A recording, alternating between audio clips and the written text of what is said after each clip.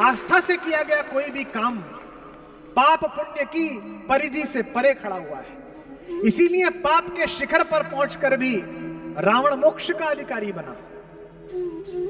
जीवन भर भगवान कृष्ण के निर्देशन में रहे पांडव पहले नरक दर्शन के लिए गए और दुर्योधन स्वर्ग में गया। क्यों? प्रदीप हैं, कोई बीटेक के स्टूडेंट हैं, यहां पढ़ते हैं।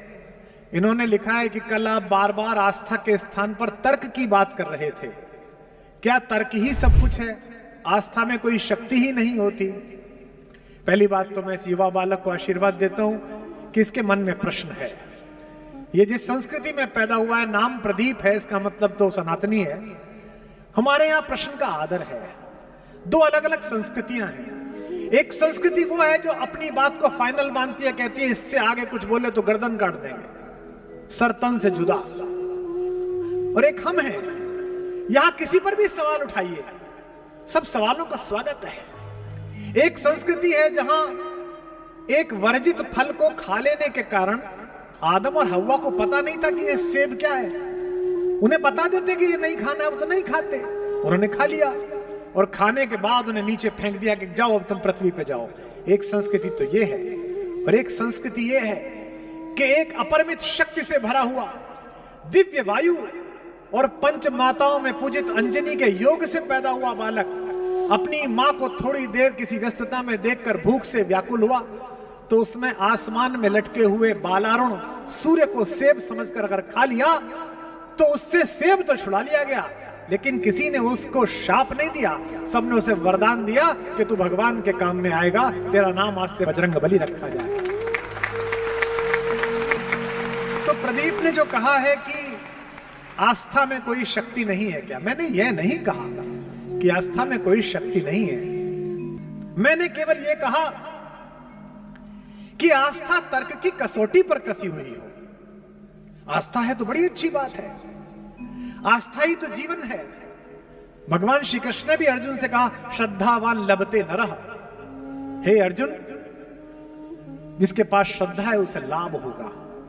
स्टेशन से आधी रात लौटते हुए जब कुत्ते भी ना भौंक रहे हो, आप जय हनुमान ज्ञान गुण सागर गाने लगते हो, इसके उच्चारण में आस्था की शक्ति है।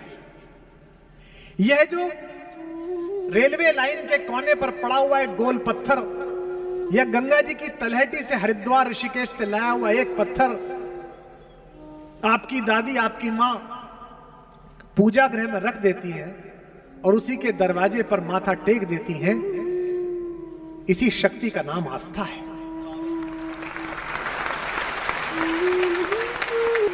श्रद्धा तो सबसे ज्यादा है, लेकिन श्रद्धा अगर तर्क से कसकर आएगी तो फिर आप मानने लगोगे। अच्छा है कि आप बिना तर्क की श्रद्धा करो, तो सबसे अच्छा है, मान ही लो। लेकिन कुछ लोग ऐसे हैं जिन्हें तर्क भी चाहिए। कई बार आस्था तर्क को छोड़ देती है तो नुकसान देती है। पंढरपुर में एक निस्संतान साहूकार रहता था। एक बनिया था, एक व्यापारी था, लेकिन बच्चा नहीं हुआ।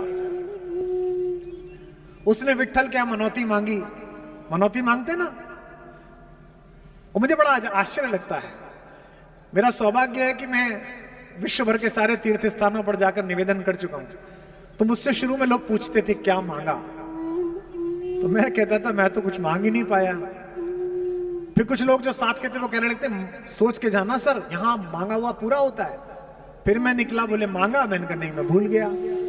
तो एक ने मुझसे कहा कि आप बड़ी गड़बड़ कर देते हो, मांगते ही नहीं हो। तो मैंने कहा कि मैं मांग भी नहीं पाऊंगा। तो मेरे उस साथी ने पूछा क्यों नहीं मांग पाओगे। मैंने कहा अगर इसे भी बताना पड़ा कि हमें क्या चाहिए तो फिर ये किसका पिता और हम कैसी औलाद है, क्या बात है? उससे क्या मांगना। विष्णु से कहते हैं, विट्ठल से कहते हैं मेरा ये वाला काम करा दोगे भगवान तो 51,000 की प्रसादी कराऊंगा। किससे कह रहे हो?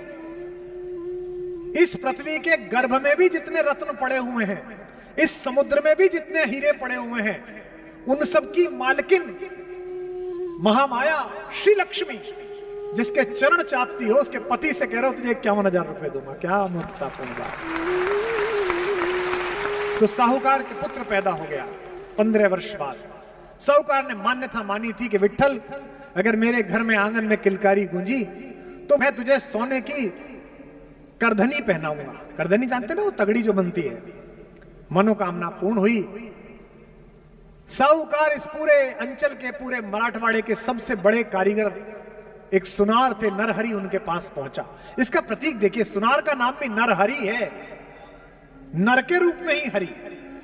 वो विट्ठल का अस्तित्व स्वीकार नहीं करना चाहता, तो वो शैव था, शिव का भक्त था, परम शिव भक्त, अघोरी एकदम। विट्ठल के मंदिर के सामने से गुजरे तो नजर नीचे कर ले, तो मंदिर में ना देखना पड़ जाए। ऐसे भी लोग हैं, मुझसे लोग मिलते हैं, आप राम पर अच्छा बोलते हो, पर तो मैं तो कृष्ण को मानता हूं। मैंने कहा वो भी राम को मानते हैं और राम भी उन्हें मानते हैं। तुझे पता ही नहीं है दोनों ठाकुर है क्या, कुछ बड़े कह लेते कुछ छोटे कह लेते। तो नरहरि ने कहा कि भाई मैं तो जानता नहीं विट्ठल की मूर्ति कैसी है, मैं तो देखा भी नहीं, देखना भी नहीं चाहता, कैसे बनाऊं उनकी करधनी। तो सेठ ने कहा कि साहब चलिए जरा नाप तो ले आइए। बोले नहीं नहीं नहीं, मैं नहीं जाऊंगा, तू नाप लिया मैं बना दूंगा। साहूकार गया, उसने नाप लिया, लाके दिया, करगनी तैयार हुई, जाके लगाई, भगवान को आई नहीं, 4 अंगुल छोटी पड़ गई।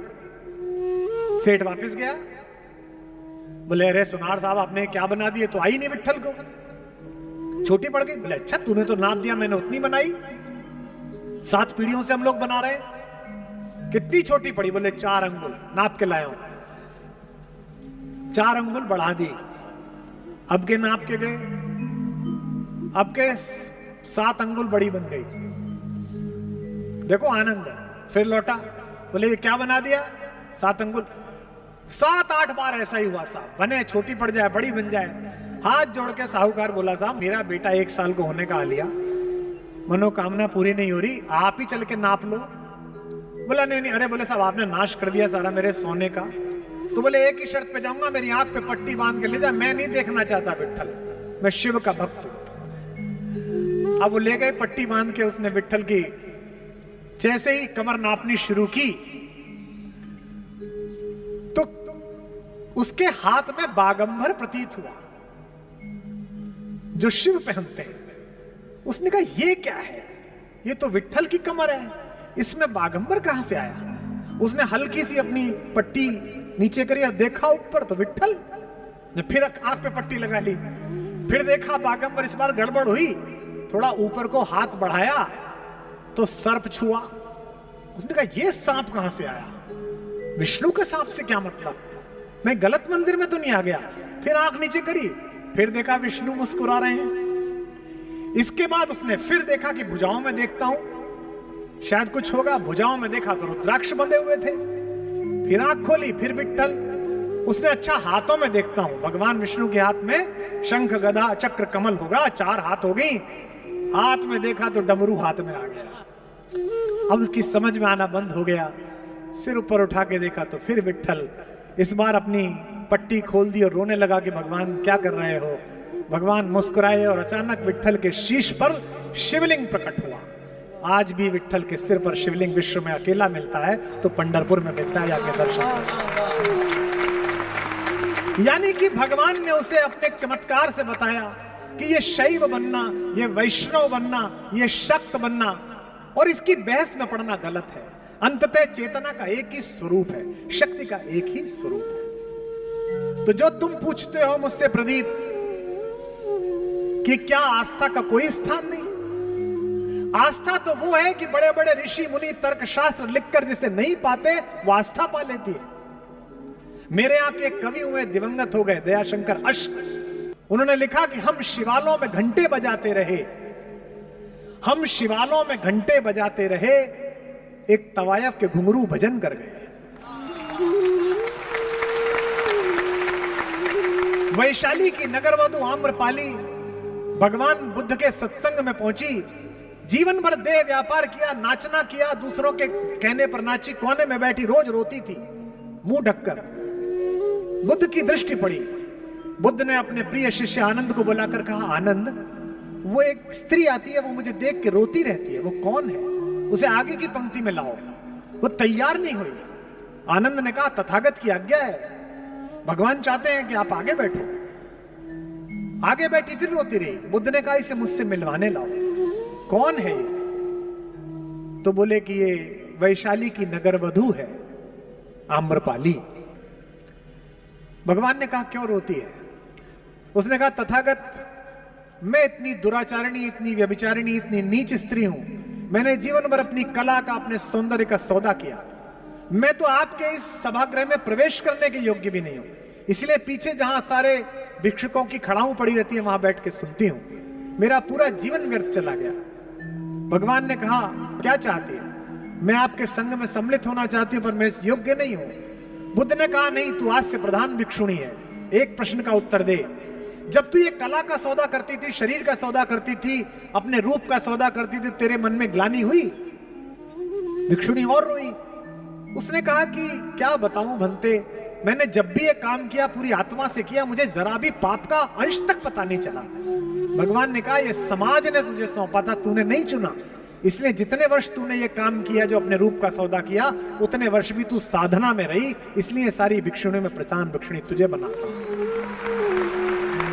अर्थात आस्था से किया गया कोई भी काम पाप पुण्य की परिधि से परे खड़ा हुआ है। इसीलिए पाप के शिखर पर पहुंचकर भी रावण मोक्ष का अधिकारी बना।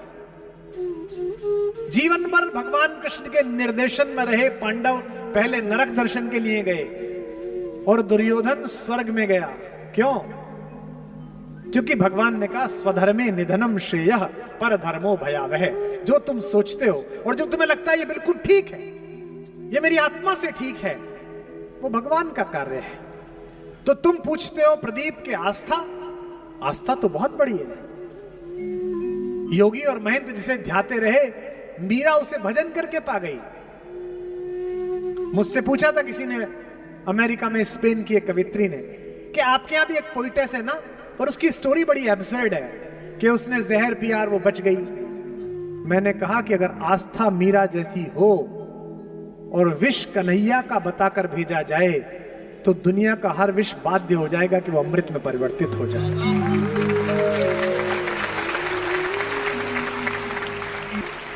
एक मेरे बड़े प्रसिद्ध आदरणीय बड़े भाई हैं, भारत के सबसे बड़े हृदय रोग विशेषज्ञ हैं। जो भी करोड़पति बीमार हो जाता है वो सोचता है कि उनका अपॉइंटमेंट मिल जाए। एक बार मैं उनके घर भोजन पर गया, बातचीत होती रही। घर में जगह जगह गणपति, श्रीहरि, अलग अलग चित्र विग्रह लगे हुए थे। चलने लगे तो जहां से जीना मुड़ता था वहां भी कुछ देवी देवता विराजमान थे। बात करते करते हर जगह खाना खाने गए तो मुझे शरारत सूझी। मैंने कहा भाई साहब, आप इतने बड़े डॉक्टर हो, अमेरिका में इलाज करते थे, दिल को रॉबर्ट से खोलना आपने सिखाया, ये इतना ज्यादा भगवान क्यों, ये क्या कर लेंगे? उनका जो उत्तर है वो महत्वपूर्ण है। उन्होंने कहा इसीलिए ज्यादा बड़ा आस्तिक हूं क्योंकि वैज्ञानिक हूं। मैंने कहा क्यों? बोले कुमार, मैंने अपने जीवन में ऐसे हजारों मरीज देखे हैं जिनके साथ में इसलिए अंदर गया कि मैं तो यूं ही जा रहा हूं, कोई भी कर देगा, सब कुछ नॉर्मल है, इसमें तो कुछ है ही नहीं। थोड़ी सी एक आर्टलरी ब्लॉक है, अभी खोली, अभी स्टंट डाला और सब कुछ तैयार था, पता था बड़ा आदमी है। और सारी वैज्ञानिक चेतना और सारे अच्छे इक्विपमेंट के बाद भी न जाने कौन था जो मेरे सामने से उठाकर ले गया और मैं रोक नहीं पाया। और ऐसे हजारों मरीज हैं जिनको मैं अंदर ये सोच कर गया कि अब तो बाहर इन्हें मरा हुआ ही लाना है, क्योंकि इन्हें कोई नहीं बचा सकता, मैं भी नहीं बचा सकता। और वो आज 10-10 साल बाद भी अपने जन्मदिन पे मुझे फोन करते हैं, कहते हैं डॉक्टर साहब आपकी वजह से जिंदा हूं। और मैं उनसे क्या बताऊं कि तुम मेरी वजह से नहीं, किसी और की वजह से जिंदा हो। ईश्वर को न मानना अपराध नहीं है, ईश्वर को अपनी मान्यताओं में कैद करना अपराध है। बनारस में एक युवा पंडित था, वो घाट पे रहता था, तरमाल खाता था। आप जैसे यजमान पहुंच जाए, कोई कुछ खिलाए कोई कुछ खिलाए, दंड पेलता, गंगा जी में नहाता, ना सुबह को पूजा करे, ना शाम को संध्या वंदन करे, ना गंगा आरती में सम्मिलित हो, लेकिन सुदर्शन था, भजन गाता था, मजे में रहता था। तो जैसा कि लोग चिंतित हो जाते हैं, वहां के कई पंडित चिंतित हो गए कि ये कौन है। तो लोगों ने कहा इसे घाट से निकालो। क्या अपराध है भैया? बोले ये तो पूजा अर्चना ही नहीं करता, संध्या उपासना नहीं करता। पंडितों ने उसे बुलाया सभा में कि भाई क्यों नहीं करते? बोला जी सूतक लग रहा है, सूतक। सूतक जानते हो? नए बच्चे नहीं जानते होंगे। घर में कोई मृत्यु हो जाए तो पंडित जी कहते हैं सूतक लग गया, 15 दिन तक पूजा नहीं होगी, हवन नहीं होगा। घर में नया बच्चा पैदा हो जाए, कहते हैं सूतक लग गया। इसका मतलब क्या है? लोग व्यस्त होंगे इसलिए। चलो जी, 1 महीना बीत गया, पट्टा फिर कुछ नहीं करे। फिर बुलाया, बोले क्यों नहीं करता? बोले सूतक लग रहा है। उसको 7-8 बार बुलाया, हर बार कह जी करूंगा करूंगा, सूतक लग रहा है। एक दिन घेर लिया लोगों ने, बोले तेरे ऐसे कौन मर जी रहा है हर महीने कि तेरे रोज सूतक लग रहा है? पंडित ने क्या अच्छा उत्तर दिया? उसने कहा मैं रोज सुबह उठता हूं तो मेरे हृदय में ज्ञान रूपी पुत्र पैदा होता है, और मैं रोज सोता हूं तो मोह रूपी माया मेरी मर जाती है। मेरे घर में रोज सूतक रहता है, इसलिए आनंद में रहता है। मृता मोहमयी माता जातो ज्ञानमय सुतः।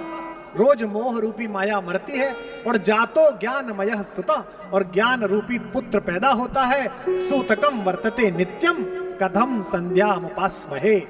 मैं कहां से संध्या उपासना करूं? मेरे को अक्सर महिलाएं पत्र लिखती हैं फेसबुक पे, भैया मैं पढ़ती तो हूं हनुमान चालीसा, में पढ़ती तो हूं ये देवी स्तुति, पढ़ती तो हूं विष्णु सहस्त्र नाम, उच्चारण मेरा ठीक नहीं है, भगवान मेरी पूजा स्वीकार करेंगे। अरे उच्चारण से क्या है? एक सड़क पे बेचारा मजदूर गायत्री मंत्र पढ़ रहा होगा, अब उसके उच्चारण में कुछ गड़बड़ी थी, नहीं ठीक पढ़ पा रहा था, विष्णु सहस्त्र नाम पढ़ रहा होगा, गड़बड़ी हो गई। उधर से एक प्रोफेसर साहब गुजरे, वो कह लेंगे क्या कर रहा है? बोले भगवान की पूजा कर रहा हूं, भगवान को संदेश। बोले तू मूर्ख है, भगवान तेरा संदेश ले लेंगे क्या? है तो गलत संस्कृत पढ़ रहा है तो। उसने कहा नहीं जी ले लेंगे। बोले कैसे ले लेंगे? जब उन्हें पता नहीं चलेगा तू क्या बोल रहा है तो कैसे संदेश ले लेंगे?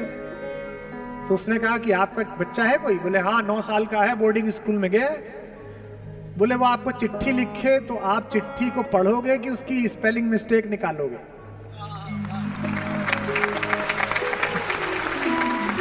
बोला पढ़ूंगा। तो बोले जब आप अपने लड़के की सुन सकते हो तो भगवान मेरी भी सुन रखा, मैं भी उसी का लड़का हूं।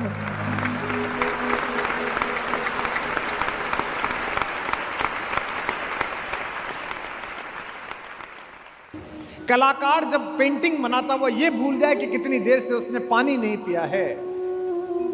गायक सुर लगाता हुआ जब ये भूल जाए कि वो चौराहे पर है कि एकांत में है, तो उस अनहद सीमा को रस कहा जाता है। भगवान कृष्ण 24 घंटे इस रस की सिद्धा अवस्था में रहते हैं। ये सिद्धा अवस्था आ जाती है तब ये साहस, ये संकल्प और ये सौंदर्य पैदा होता है कि इस जहर के सबसे बड़े प्रतीक जहरीले काले नाग के फन पर चढ़कर भी आप बांसुरी बजाकर डांस कर सकते हैं, नृत्य कर सकते हैं। ये तभी सिद्ध है।